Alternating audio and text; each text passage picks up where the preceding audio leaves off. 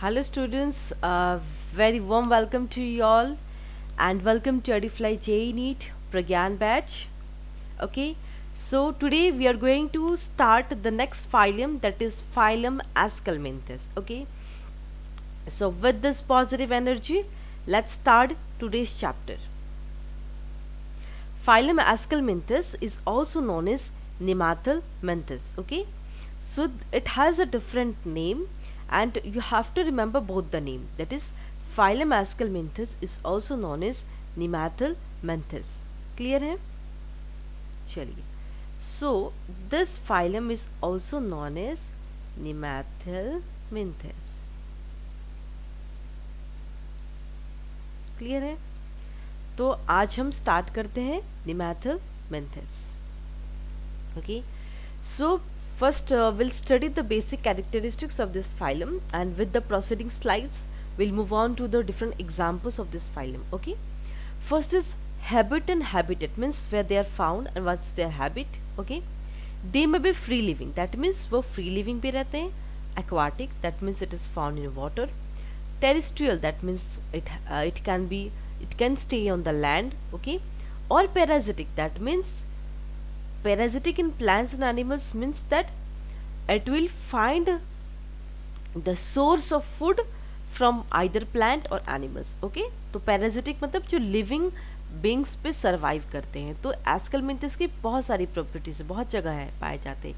Free living होते हैं, aquatic होते हैं, terrestrial, they are found on the land, और parasitic in plants and animals. Okay, so these are about habit and habitat. Next we'll move on to body form. How their body form कैसा होता है. Body is slander. Okay, बहुत पतली होती है. Like बहुत common example मैं आपको बताऊं एस्कलमिंथस का क्या है. It is nothing but round warm. ठीक है, तो इनकी बॉडी कैसी होती है, दिस वे, ये इस तरीके से इनकी बॉडी होती है. थीन,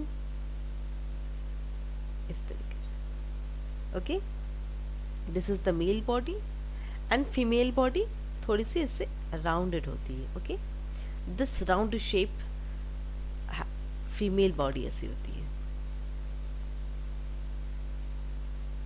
ठीक है, चलो कैसे होते हैं. फ्री लिविंग होते हैं, aquatic, terrestrial, parasitic in plants animals. उनकी बॉडी कैसी होती है, स्लैंडर, मतलब बहुत थीन होते हैं. वर्मीफॉर्म होते हैं, अनसेगमेंटेड होते हैं. दैट मीन्स इनकी जो बॉडी है इसमें सेगमेंटेशन नहीं होता. Segmentation is absent. क्लियर है? This is the diagram which I am showing you. ये दोनों ही क्या है, राउंड वर्म के हैं. ठीक है, so this is the diagram of round worm.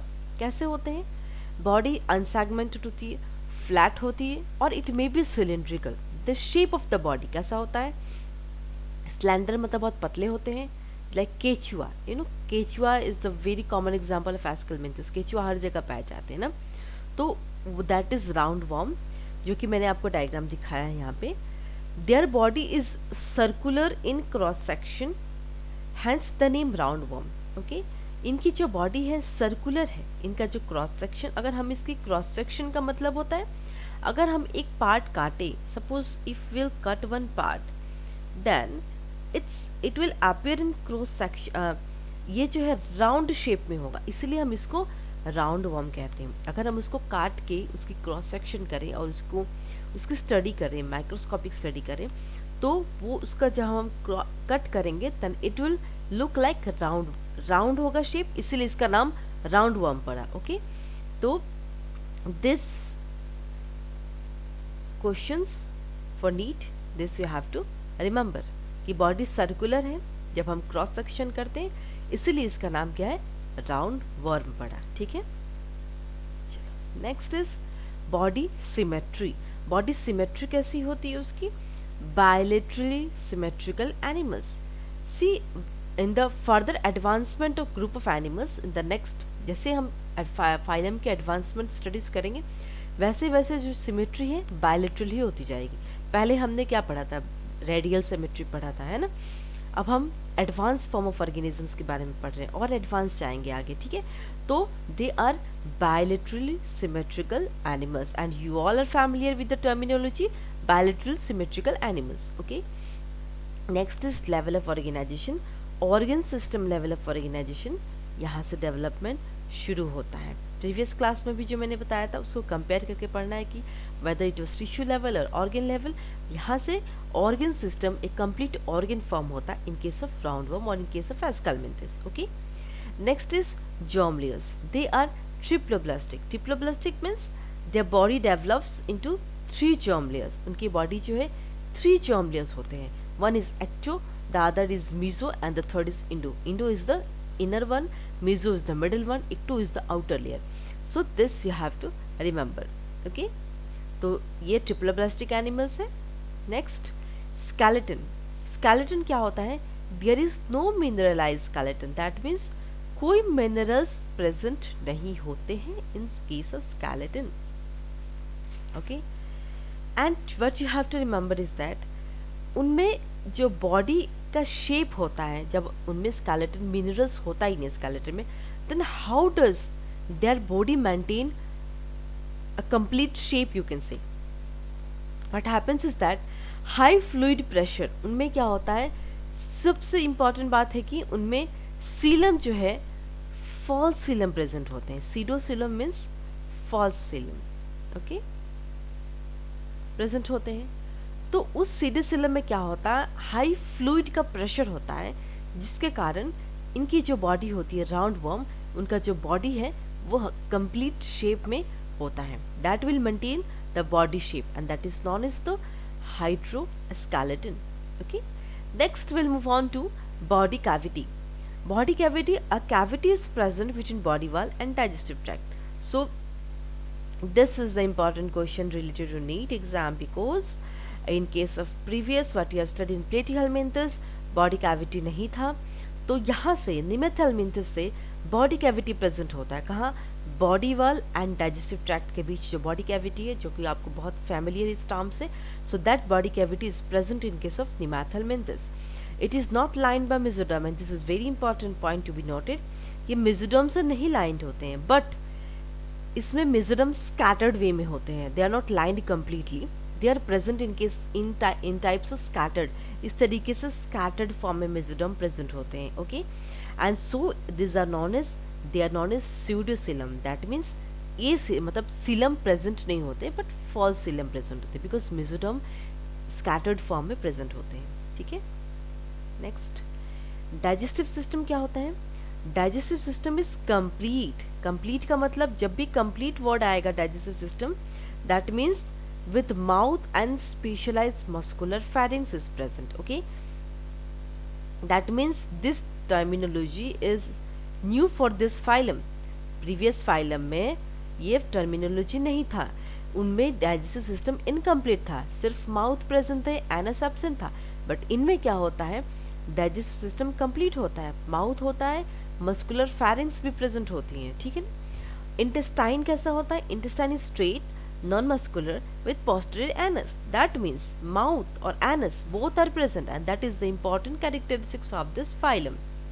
Advancement जैसे जैसे नेक्स्ट फाइलम पहुंचेंगे, advancement over the next phylum will go on move on to study. Okay, intestine कैसा होता है? Straight, non-muscular, that means muscles are absent, and anus is present, that means both mouth and anus are present. तो जो खाना digest नहीं हुआ, जो नहीं चाहिए बॉडी को, that will be excrete out through the anus. Next is gas exchange. Specialized respiratory system is absent. Respiration अभी भी वैसा ही है जैसे platyhelminthes में हमने पढ़ा था. Respiration it occurs through the general body surface with the help of diffusion. That means specialized respiratory system जो है एब्सेंट होता है in case of Nemathelminthes. Next is excretory system. This point to be noted. Excretory system के बारे में थोड़ा नया है, क्योंकि पिछले में flame cells was present. In case of Platyhelminthes flame cells present होता है, याद है आपको एक्सक्रीशन में. But in case of Nemathelminthes excretory tube, एक पतला एक्सक्रीटरी ट्यूब है, दैट इज एच शेप्ड, ऐसा शेप होता है. This shape excretory cell, or you can say it's renate cell and what happens is that this renate cell will remove the body vestige from the body cavity through the excretory pore. मतलब tube होता है, this is tube, ये tube है, ठीक है, और इसी tube के थ्रू बॉडी वेस्ट को बॉडी कैविटी से बाहर निकालते हैं through the excretory pore. Pore present होता है in case of round worm. So this point to be noted for your NEET paper. Okay, next excreted product is ammonia, just like in previous phylum. So they are ammonotelic organisms. Clear? Next move on to nervous system. Nervous system में क्या होता है?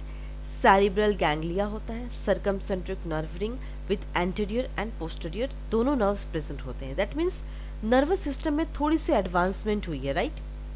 Nervous system is a bit advanced in case of Nemathelminthes. So that is to be noted. Next, move on to reproductive system. Sexes कैसा होता है? They are separate. That is dioecious.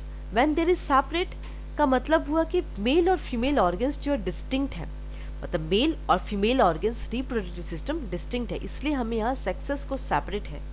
In case of Nemathelminthes, or you can say in case of roundworm, a very common examples of Nemathelminthes, sexes are separate. That is, they are dioecious. Male and females जो है are distinct. Okay. Often females are longer than males. जैसे कि मैंने अभी आपको दिखाया ना diagram, जैसे कि मेल है. Suppose this is male. Okay.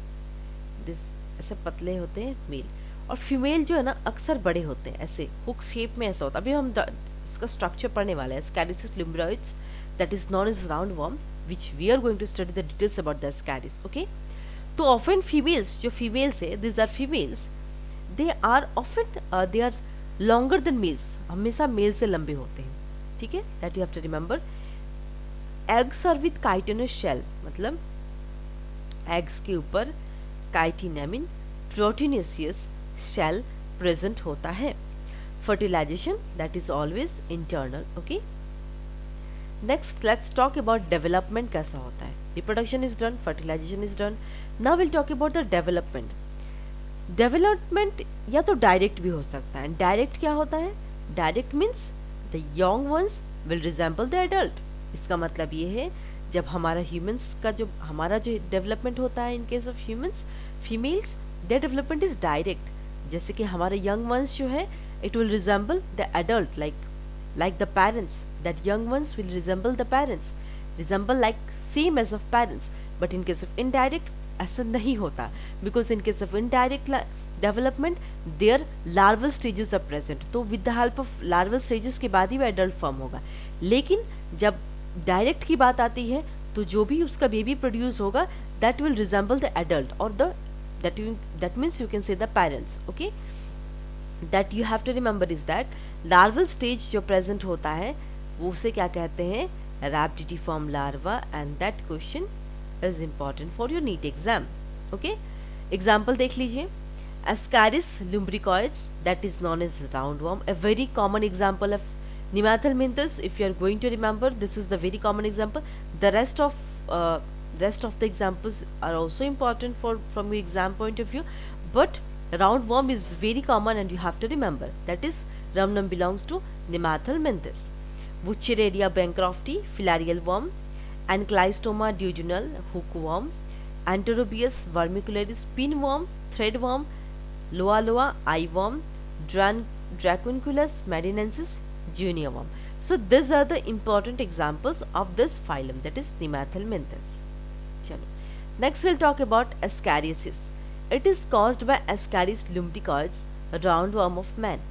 तो Ascariasis जो बीमारी है ये कौन करता है? Ascariasis lumbricoids करते हैं, और इसको क्या कहते हैं? Ascaris lumbricoids को roundworm भी जाना जाता है, कॉमन नेम. ओके, तो ये कौन से फाइलम के बिलोंग करते हैं? They are Ascalminthus and it is a most common worm. ये बहुत कॉमन वर्म जो है ये ह्यूमंस में फाउंड होता है. ठीक है, अब हम इसकी लाइफ साइकिल पढ़ेंगे और भी इसके बारे में पढ़ेंगे. Ascaris lumbricoids क्या होता है? It is a long thin tapering at both the ends, जैसे कि मैंने अभी आपको डायग्राम दिखाया भी था, and again I am showing you. Okay, देखो लॉन्ग थिन लेकिन टैपरिंग. टैपरिंग मीन्स ये देखो this end is non as tapering at both the ends, both the end जो है टैपर की तरह टैपरिंग होंगे दोनों। तो इस ये जो है जो मैंने आपको अभी डायग्राम दिखाया है राउंड वॉर्म्स है, ठीक है। It is the largest of the intestinal nematodes parasitizing humans. ये कहाँ हार्म करता है? ये इंटेस्टाइन को हार्म करता है, सबसे largest of the intestine nematodes, and that will feed on the humans. That means वो ह्यूमंस पे फीड करेंगे, उनका खाना वो ह्यूमंस को होस्ट बना के अपना खाना लेंगे, ठीक है। The epidermis secretes a thick extra cellular cuticle covering the body. जो एपिडर्मिस है, what they'll do is that it will secrete a thick extracellular cuticle। जो उनका जो बाहर का लेयर है, वो बाहर का लेयर जो है क्यूटिकल जो होता है, that will cover the body, okay। it protects the worm from various secretions of the host। that means वो worm को बहुत सारे बाहर से अगर कोई एक्स्ट्रा टॉक्सिन्स आए तो उससे हेल्प करता है। कौन हेल्प करेगा? इसका जो बाहर आउटर जो क्यूटिकल कवरिंग है वो इस वर्म को प्रोटेक्ट करेगा, ठीक है। Next is digestive system is complete with 2 openings. ये भी आपको पता है कि उनमें एक टर्मिनल एंटेरियर माउथ होता है और एक सब टर्मिनल पोस्टीरियर एनस होता है in case of round worm.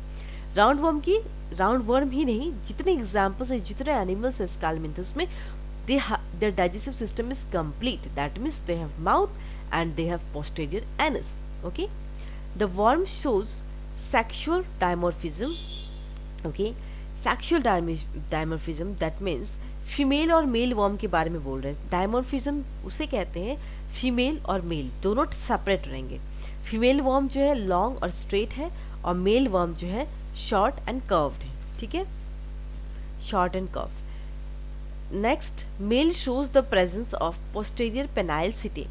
Mail का जो पोस्टीरियर रीजन है, they have setae, small lining होती है, that is non as setae, okay. Next will talk about life cycle of ALN। AL means Ascaris lumbricoids, clear. चलो, it is monogenetic, that means it will involve only one host, एक ही host involve होगा, ठीक है। Adult worms live in the lumen of the small intestine. जो adult worms होते हैं वो कहाँ प्रेजेंट होंगे? मैं बोलूँ ना, इंटेस्टाइन को इन्फेक्ट करेंगे, ये स्मॉल इंटेस्टाइन को इन्फेक्ट करेंगे, स्कैरिस lumbricoids, that is round worm, okay. जो फीमेल होती हैं, that will produce approximately 2 lakhs, almost 2 lakhs eggs per day which are passed with fecus। तो वो इतने सारे 2 lakhs eggs जो प्रोड्यूस करेंगी पर डे में, वो फीकस स्टूल के साथ पास हो जाएगा, फीमेल का जो एग प्रोड्यूस करेंगे। That fertile egg become infective after 18 days to several weeks। जो एग फर्टाइल हो जाएंगे वो 18 डेज के बाद वो इन्फेक्टिव हो जाएंगे, सेकेंड स्टेज में पहुंच जाएंगे। 18 दिन के बाद वो इन्फेक्शन फैलाने के काबिल हो जाएंगे, ठीक है। That is round worm. Next, fertilized eggs embryonate depending on the environmental conditions to become infective। जो fertilized egg होंगे, but they'll see the availability of food, water, everything, and depending on that environmental conditions they'll become infective, clear है।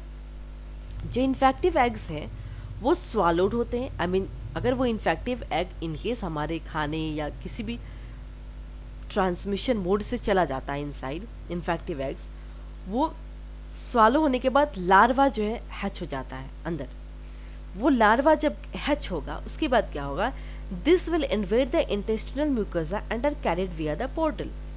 That means जब larva hatch होने के बाद intestine mucosa से सीधे circulation में पास होगा और फिर वो लिम्फेटिक से लंग्स तक पहुंच जाएगा। ये राउंड वर्म बहुत खतरा, ठीक है। The larva mature in lungs, penetrate the alveolar valves, ascend the bronchial tree to the throat and are swallowed। तो जब लार्वा मैच्योर हो जाएगा लंग्स में, लार्वा जो है लंग्स में मैच्योर होगा, फिर वो जो हमारे एल्वियोलाई है, एल्वियोलाई जो हमारी बॉडी को अंदर प्रोटेक्ट करता है, उस एल्विलियर वॉल को भी वो पेनिट्रेट करने के बाद, मतलब उसे होल करके वो अंदर चला जाएगा और वो गले तक पहुंच जाने के बाद and then that are swallowed, alveolar wall से होते हुए वो अंदर चला जाएगा स्टोमक के अंदर। जब वो स्मॉल इंटेस्टाइन पहुंचेगा तब वो एडल्ट मतलब बड़ा वर्म बन जाएगा, ठीक है ना। एंड दैट एडल्ट वर्म्स, जो एडल्ट वर्म्स है, adult worms, it can live up to, I guess it's 1 to 2 years. Yes, it can live for 1 to 2 years. Clear है। तो इस प्रोसेस के थ्रू राउंड वर्म का इतना बड़ा ये लाइफ साइकिल है, इस प्रोसेस के थ्रू वो एग फर्टिलाइज होते हैं एनवायरमेंटल कंडीशंस के ऊपर डिपेंड करके, फिर लंग्स में मैच्योर करते हैं, फिर विद द थ्रोट के साथ एल्वेलियर वॉल को पेनिट्रेट करके वो अंदर चले जाते हैं और स्मॉल इंटेस्टाइन में क्या होता है, वो डेवलप हो जाते हैं, कैसे एडल्ट फॉर्म हो जाते हैं, बड़े हो जाते हैं, ठीक है। चलो, मोड ऑफ ट्रांसमिशन ऑफ एस्केरिसिस, कैसे एस्केरिसिस जो राउंड वर्म है वो कैसे हमारे अंदर जा सकता है, कैसे स्प्रेड होगा। Infection will spread only through the fertilised egg of the parasite, मतलब जो इन्फेक्शन है वो कैसे स्प्रेड होगा, फर्टिलाइज्ड एग, जो एग फर्टिलाइज हो जाएंगे और पैरासाइट वो अगर इनहेल कंज्यूम कर लेता है इंसान, तो उससे क्या होगा, राउंड वर्म अंदर जाने की चांसेस है। If the eggs are in fertilize is not infection, अगर एग्स 18 डेज अगर फर्टिलाइज नहीं होता है, that means the chances of infection is less. The mode of transmission is by faeco oral route, that means faeces या oral, ये दोनों root के through, faeces के थ्रू भी जा सकते हैं और ओरल रूट माउथ से भी जा सकता है mode of transmission. Water and vegetables that are contaminated with the infected fertiliser, देखो अगर कोई वाटर, इंसान अगर वाटर कंज्यूम करता है, पीते हैं, और अगर उस वाटर में you can see with the help of sometimes with the help of naked eye, अगर वो एग फर्टिलाइज्ड हो गए and if that water is infected and if you consume it, in that case also with the help of water that round worm will enter into your stomach and it will infect the small intestine. Okay, and vegetables अगर properly wash करके नहीं बनाएंगे तो अगर fertilised egg होंगे तो वो stomach में जाने के बाद वो एडल्ट फॉर्म हो जाएंगे and that will create problem in your body.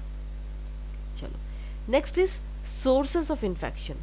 Transmission is through vehicles like contaminate food और वाटर, वाटर या फूड जो कंटेमिनेटेड होंगे, जो फर्टिलाइज्ड एग होगा, राउंड वर्म का फर्टिलाइज्ड एग के थ्रू अगर उससे कंटेमिनेटेड हो जाता खाना या पानी, तो अगर हम लेते हैं तो that in that case the round worm में enter into the body. Transmission by contact with unclean hands और फिंगर्स, अगर हाथ साफ नहीं है और अगर हाथ में अगर इन केस कहीं से भी आ जाता है, तो अगर हम with the help of food if we take it, if we intake it, in that case also the transmission can be done. Okay, so with this I have completed today's chapter, that is phylum Nemathelminthes. Okay, so if you have any doubts regarding this chapter or any part of your class 11th or class 11th, so you can ask me, you can comment me in the comment section, okay, or you can WhatsApp me. So with this I'll conclude my class today. Thank you so much.